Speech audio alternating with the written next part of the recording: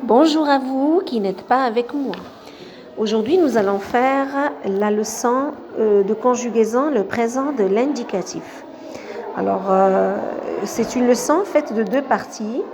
La partie emploi, c'est-à-dire les emplois de l'indicatif, les situations dans lesquelles on emploie le présent de l'indicatif, et la partie conjugaison, c'est-à-dire la technique de la conjugaison, la manière de conjuguer un verbe au présent de l'indicatif.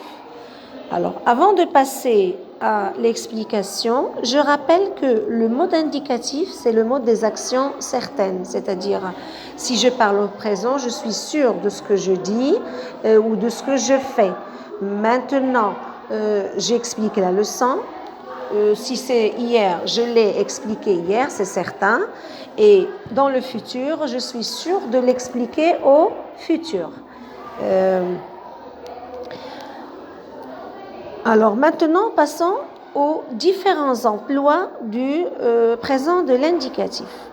On utilise le présent de l'indicatif pour raconter des événements qui se passent au moment où l'on parle.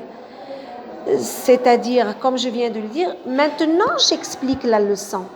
Maintenant j'écris au tableau. Maintenant je vous parle. Je suis sûre, je suis certaine de ce que je fais. Et je le fais maintenant, au moment même où je parle. C'est pour cela qu'on l'appelle le présent de l'énonciation, ou aussi on peut trouver l'appellation le présent actuel.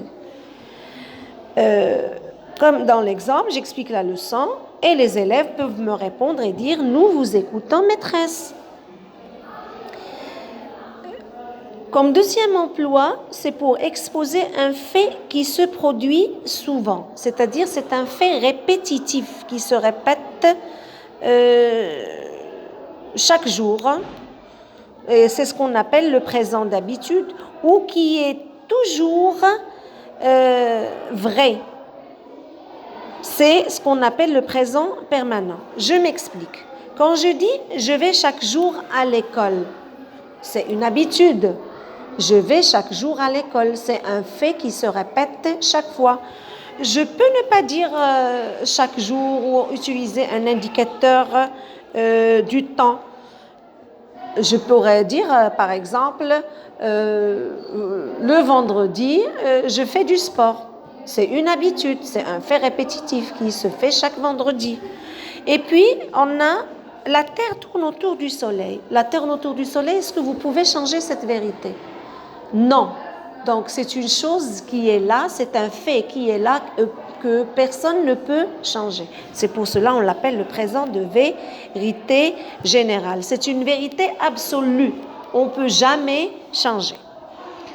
Le troisième emploi, c'est pour évoquer des événements qui se sont passés avant ou qui se passeront après le moment où l'on parle. Pourquoi ça?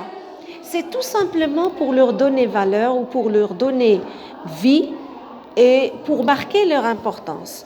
Lorsque je dis le Maroc obtient son indépendance en 1959, obtient, c'est un verbe conjugué au présent, mais le temps indique en 1959, c'est du passé.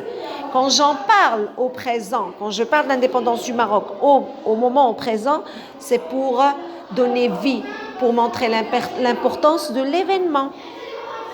Et puis quand je dis demain, je pars en voyage, demain c'est le futur.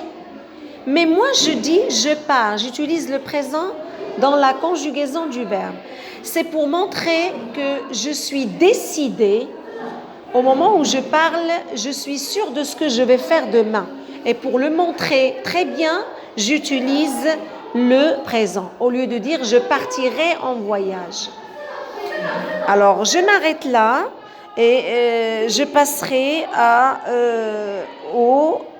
la conjugaison, c'est-à-dire la technique de conjuguer.